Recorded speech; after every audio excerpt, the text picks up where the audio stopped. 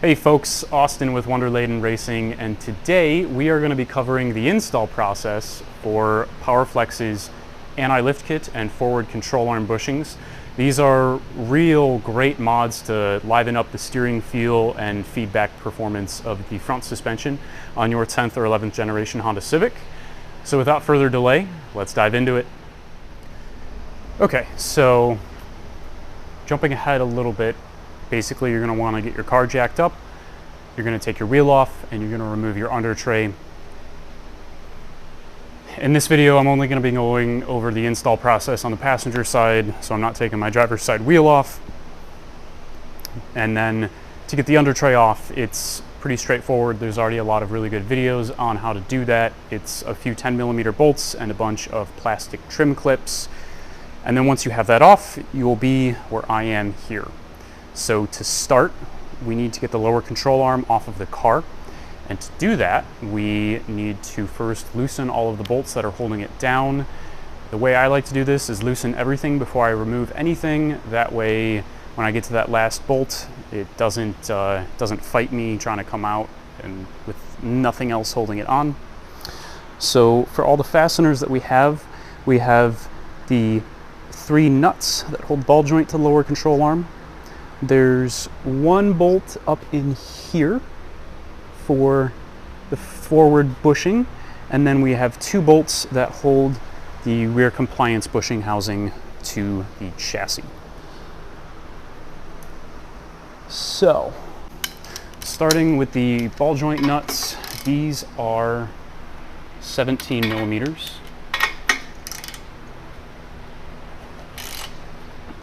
And none of these are very super crazy tight.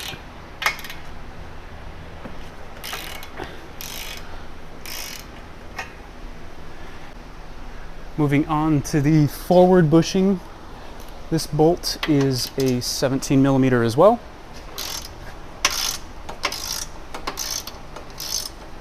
And then we just have the 2 bolts for the compliance bushing housing. And those guys are both 19mm.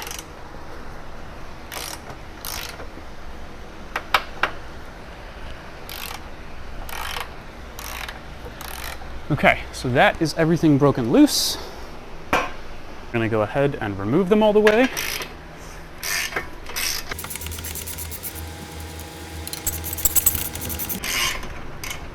Small note, these factory nuts are ovate nuts.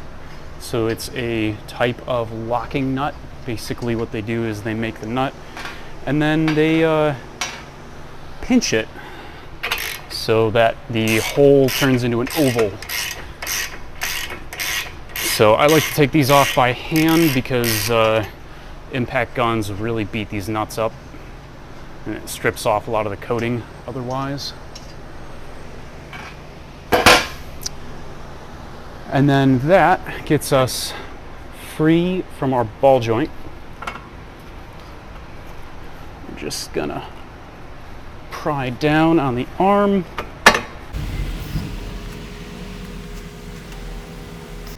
Okay, so something I also want to note about this, we're gonna be doing a replacing the front bushing as well with polyurethane from Powerflex. And one of the really nice advantages to doing these together is you remove all of the bushing windup that is inherent with the factory bushings because it's pressed rubber into metal housings. I'm sure you've heard that these bushings have to be torqued at the ride height, which they do. So basically, right now the suspension is at full droop because there is nothing underneath the wheels to push back up on it. And basically, if we were to torque these bolts, especially this one, in the position that it's in right now, when we put the car back on the ground, it will basically cause that bushing to live in a twisted state at rest, which is bad. It leads to accelerated wear, and it also does really wonky things with how the spring rate acts at the wheel and the tire. So to give you a visual representation, right now if I pull on this control arm, it will spring back in place because it has these bushings that have a natural state. They have a natural state that they want to live at. Now, over on this side, I have already installed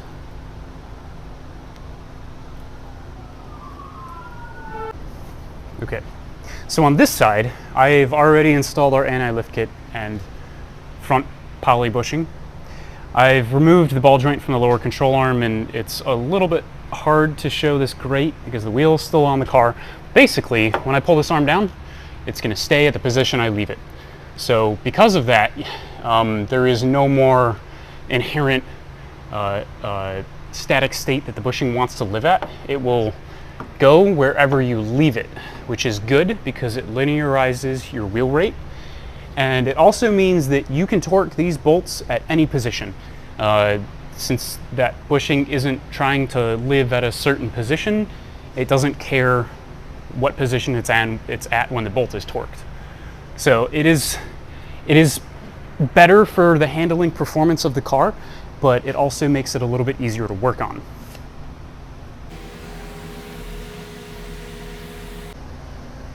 So moving back to this side now, on our passenger side, we're going to remove this forward bolt all the way.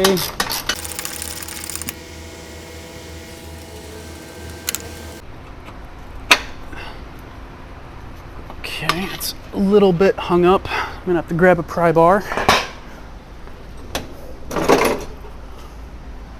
Probably a little longer than I need, but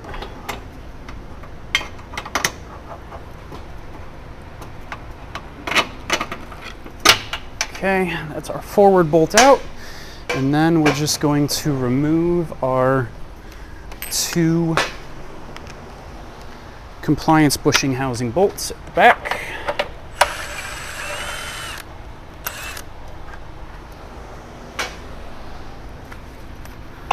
One and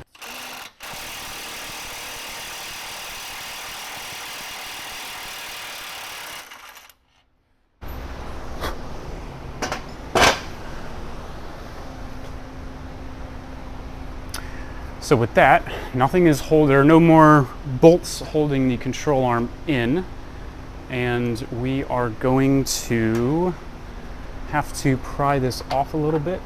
I'm going to get a pry bar, and I'm going to go between the subframe and the inside of this bushing and just pry on that guy a little bit. And then kind of do the same thing with the forward bushing.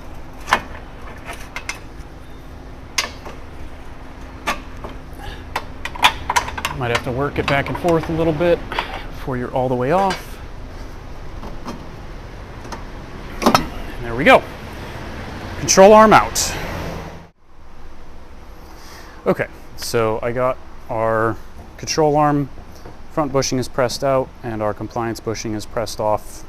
I would have shown you guys the process for that, but our press area is kind of a mess right now, but it's pretty straightforward. If you've used a press before, you'll be able to figure it out. So now we are going to put on the forward poly bushing and our rear anti-lift kit. So starting with the front bushing, we're gonna get a little bit of grease, and I like to put just a light coating of the lube on the inside of this bore just to keep it from corroding over time. Just give it a little bit of a layer to keep moisture and dirt out from contacting the metal. And then I'm going to grab our bushing halves. So we've got the front bushing, which is the one with the thinner flange, and we're going to put some of our lube on the inside of it. It doesn't need a whole ton, just a nice smattering. Basically, you just want it to fill where that cross hatching is. So just like that. We can put a little bit on the outside if we want. Again, doesn't need much. I'll just push right in. And then we're going to do the same thing for the rear one. So just a nice light coating.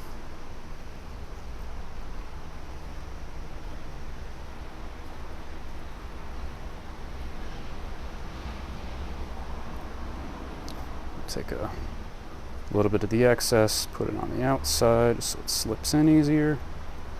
Now we're going to push that into the back side. So just got to make sure that you get the flange orientation right. So thin one up front and thicker one in the back. Then we're going to take our center sleeve and we're going to push this guy in. These things can be a little bit tight, so you might need to give it some smacks with a hammer. But otherwise, you can get it most of the way in by hand. So I'm going to go smack this the rest of the way in real quick. Okay, so this is all installed. Just want to make sure that you wipe up some of the excess. It's going to push out some of the lubricant that you put on the inside of the bushing. So just give that a good wipe.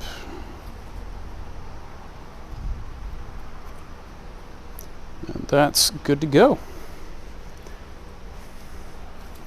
So moving on to our anti-lift kit.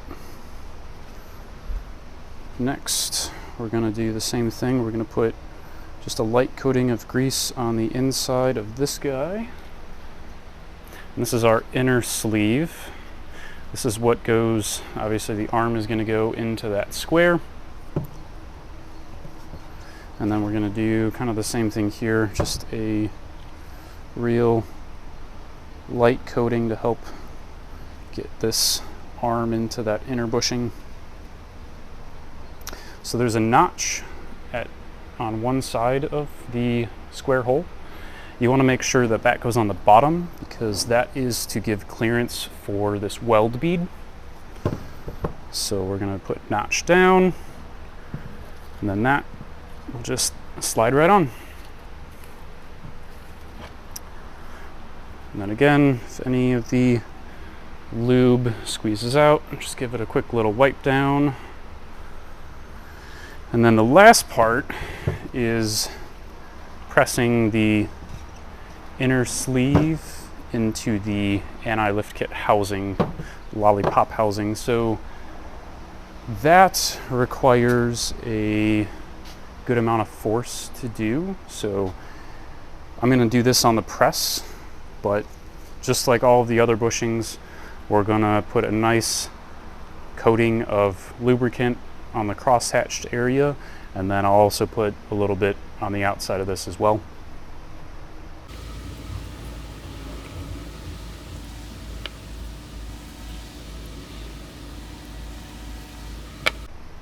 Just to show you what that looks like, it's nothing super thick, just a nice glossy coating. Do the same thing over here. Okay, back from the press, and you can see how much of that lube that we put in there got pushed out. So I'd say probably only held on to about half of it. There isn't all that much room between the bushings, so you can only hold on to so much at a time. And with all the hot weather we're having, I'm sure more of it will end up oozing out as it heats up in the hot sun.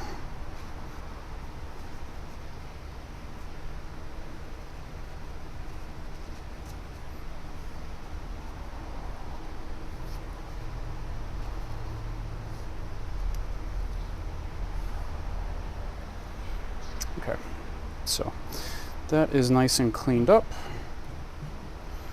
and we can articulate this by hand without too much effort, which is nice. It's exactly what we want.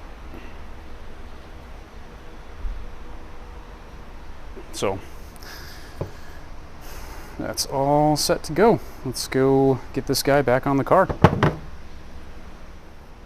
So before we get to the install process, I just want to show what our factory bushings looked like. So this is a rubber bushing. This one is just a solid rubber, and you can see it's definitely seen better days. rubber has been used. These have about 50,000 miles on them. Actually, probably closer, I think it's closer to 55,000 miles. So definitely not the greatest of shape. And then looking at our rear compliance bushing, this one doesn't really show wear. That's because most of this bushing is actually hollow inside. This isn't solid rubber.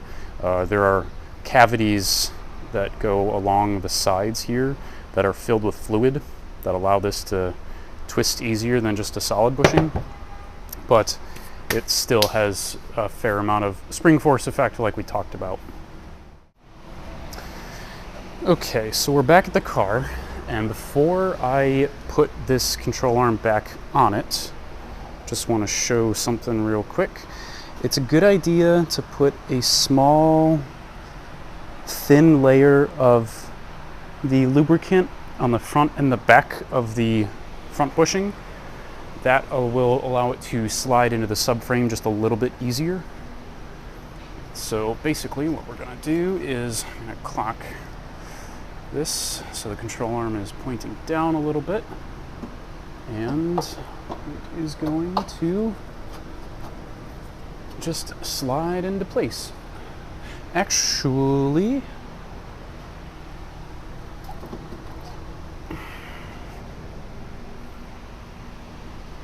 I forgot I have a subframe collar on this.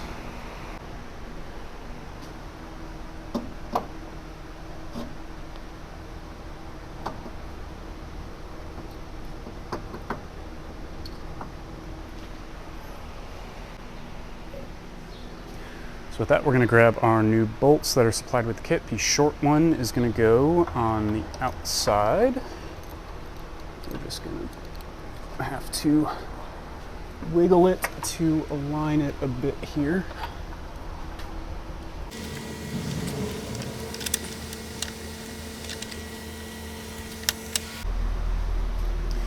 Okay, and then we're going to install our more inner bolt for the anti-lift kit, and the bolt will go on the bottom obviously, and then we have a nut and washer that go up on top, and it is a much more tight fit on the passenger side than the driver's side. And if this bracket doesn't line up right away, you might need to get a small pry bar. It's often the case.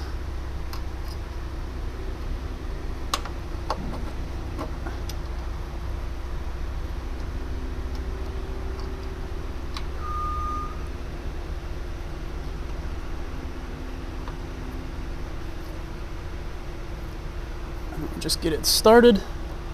That guy's good. So the bolt head on that is an 18, just like the smaller one, and the nut up top is a 22. So Powerflex has actually updated their kit. Now there's a recessed hex pocket that the nut lives in, so there's no longer a need to use a wrench at the top. Our forward control arm bolt.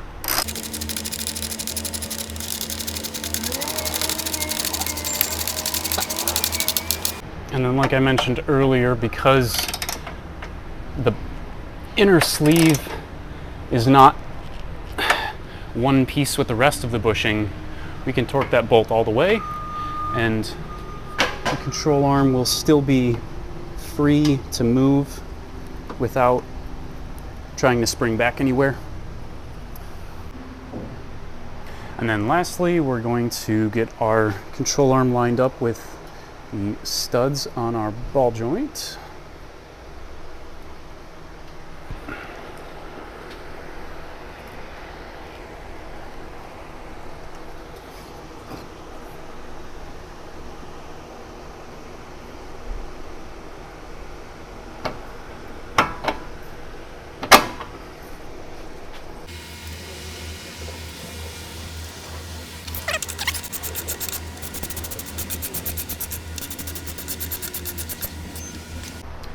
And then you're going to torque all three of the ball joint nuts, your forward bolt, and the two anti-lift kit bolts to the factory torque specs displayed on the screen. And that completes the install of your anti-lift kit. Now all you need to do is reinstall your under tray and your wheels, and you're good to go. If you're interested in purchasing these, they're available on our website. And if you don't have a press, we also offer them pre-installed on new control arms, or you can send us your factory control arms. If you're interested in that, please reach out, send us an email or a message to any of our social media accounts, and we'll be sure to get back to you. See you on the next one, guys.